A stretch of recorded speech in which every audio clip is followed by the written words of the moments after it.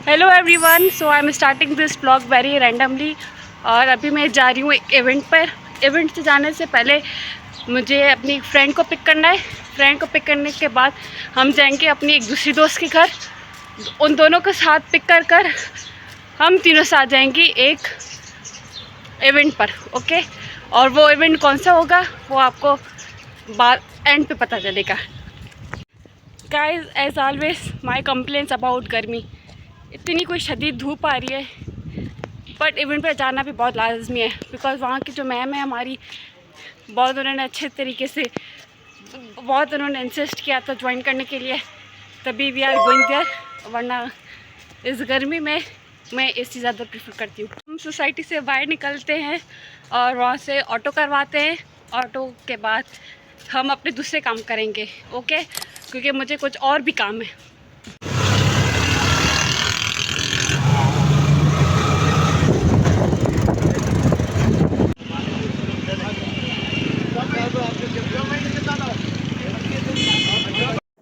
तो यहाँ पर हम सब पहुँच गए थे और ये बेसिकली एक ऑर्गेनाइजेशन है, दी लॉयंस क्लब।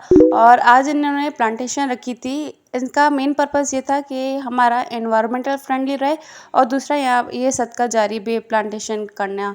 और यहाँ पर हमारे पास मीडिया वगैरह भी आई थी, इन्होंने हमसे इंटरव्यूज़ वगैरह भी लिए थे कि हम लोगों को ये क्यों प्लांटेशन करनी चाहिए थी, क्या पर्पज़ है।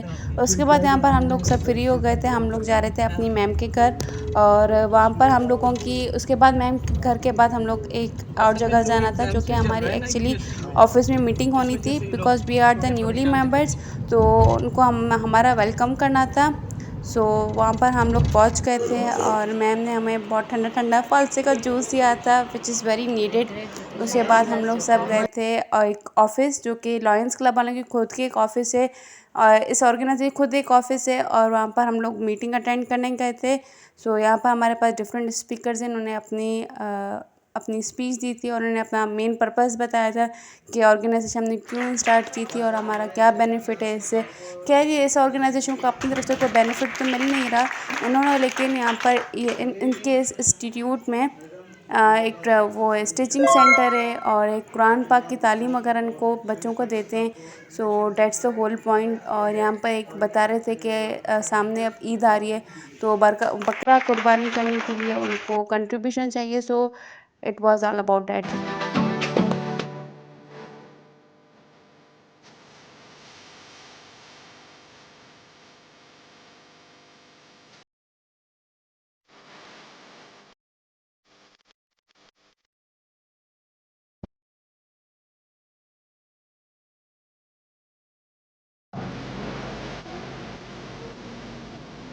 और उसके बाद इन्होंने हमारे लिए अरेंज करवाया था, एक हाई टी अरेंज कराई थी जिसमें मेरी और मेरी दोस्तों ने बहुत अच्छे तरीके से खाया पिया, क्योंकि भाई ये चीज़ें तो हमारे बहुत ज़्यादा पसंद है।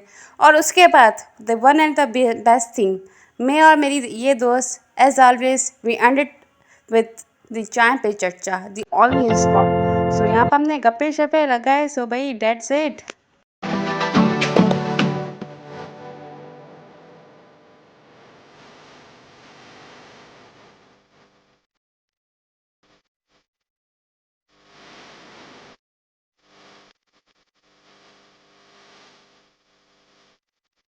खैर, जाने का बिल्कुल भी मूड नहीं था घर, क्योंकि हम लोगों को बहुत ज़्यादा मज़ा आ रहा था। बट हमारे चाय पे चर्चा वालों ने उठा दिया था। उन्होंने बोला कि भाई अब आप लोग उठो, बहुत देर से बैठे हुए हो, दूसरे गेस्ट को बैठने दो।